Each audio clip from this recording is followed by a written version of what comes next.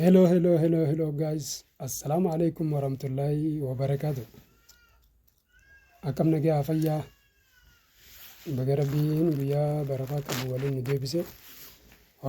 Hordoftoota kiyyagaa hedduu galatoomaa gaafii keessan irra dhaabbadhee dhibee adda addaatiif illee deebisaa kan hin jira. Har'aas akkasumatti itti aannee gaafii nu dhiyaatti irra dhaabbannee dhibee armaa gaditti agartan tan.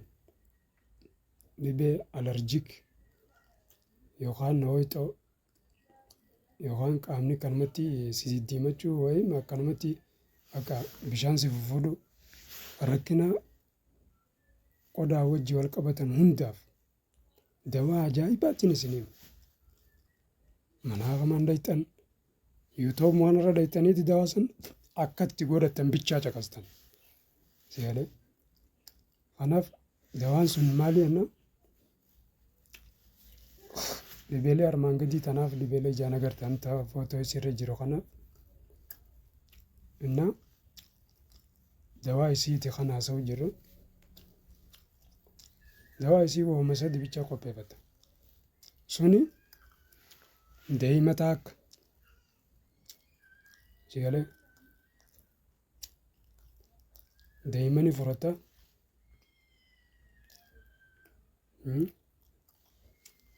vaaziliinni furata duhunul wardi jaaniiti zeeta roozii magaalaan zeeta roozii jettiin duhunul wardi beena nuti faarmaasii habashaatti jechuudha. Akkasitti duhunul wardi vaaziliin deema duhunul wardi kana siinii xiqqootti qica. Siinii xiqqoo bunaan dhugan sanitti qicaa duhunul wardii kana siinii xiqqoo qicaa maqaan si jalaan bedela duhunul wardii jaaniin takkaa'u zeeta roozii jaaniin zeeta roozii kana duhunul wardii kana siinii xiqqoo qiceeti siinii xiqqoo yeroo qicee booda dhibee alerjikiif jechuudha. Alerjik kalloo irra nama bahu kana fuula irra nama bahu kana jechuudha. Egaa siinii xiqqoo qicee booda iddee vaaziliin maankaa xiqqaa bunaa sana abbalama. Kan shaafucaa siinii zeetaa duhunul wardii san keessa nayxee akkasitti deema. Maankaa xiqqishoo dhabitti gootee duhunul wardii fi vaaziliin kanaa fi deema kana maankaa tokko tokko zeetaa as gimmaasha siinii bunaa sana akkasitti waliin laayita jechuudha. Waliin laayiteeti ganamaa galgala bikka silaa alerjikisi ta'ee si hooqusan bikka kanatti fuula badee kana bikka daa'imman illee fuula badee kana akkasitti itti dibdaa jechuudha. Itti dibdee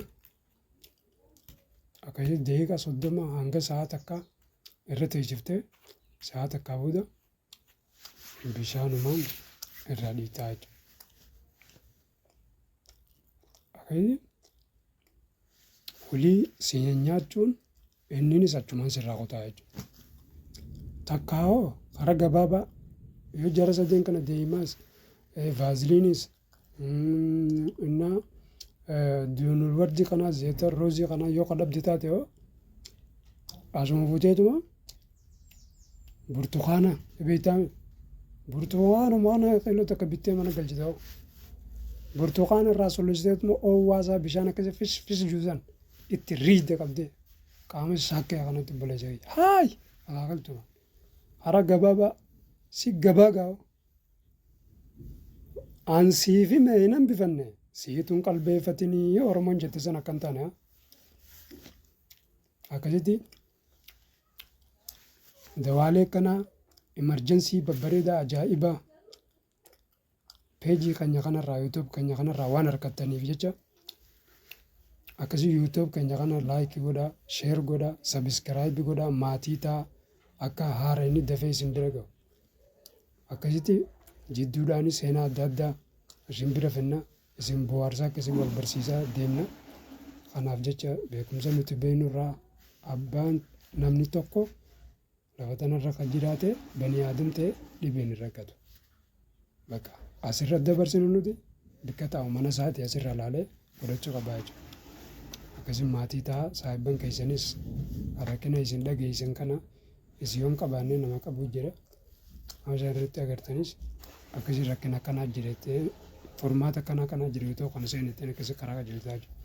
Kanaaf sabiskiraabii godhaa maatii ta'a isin hin jenna. Alhamdulillah itti aansee kan lammaffaa kan itti dawaan irraa haasofnu dawaa bareedina fuula dubartii. Barumsaarraa kanatti aansee barumsi lammaffaa inshaallah rabbi bareedumina fuula dubartii. Dubartiin koosmootiksii ammayyaati waan warshaa seenee bahee alarjikiin fuula isii balleessu oduun ta'e noormaalii akaakiltii uumamaatiin akkamitti bareeffatti. Yoo akaakiltii isaanii bareeffatte hoo fuula isii yoo ni qaama gootee ashagatte malee dhiirti fatanamte bakka addeeti. Mistira akkanaa kana faadha asirra baasuu teenya keessattuu shamarran akka gaarii hordofaasisaa kan taatan. Isin warra obboleettii qabdanis himaaf dawaa kana dhageessanii dawaa kana himaaf akkana godhadhu. Akkasitti finniisa kanaa fi kanaas fuula kanaas akkana bareeda koosmootiksii maarreen fi hin darariin jedhan. Yoo haadha manaa teessaniinis koosmootiksii kanaa fi daree kunoo dhibdee waan fuula bareechu akkanaa jira. Isa kana godhadhu akkasitti karaa lafa isaa jechuudha.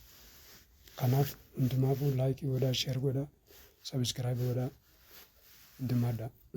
Yaada qabdanii fi gaafii teessan nu boonsaa, nu cimsaa, yaadni keessanis gaafiin teessanis nuuf barreessaa, nuuf dhiyeessaa isiniin jenna.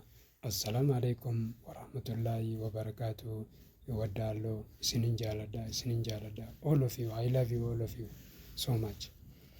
Assalaamu alaikum warahmatullaahi wabarakaatuh.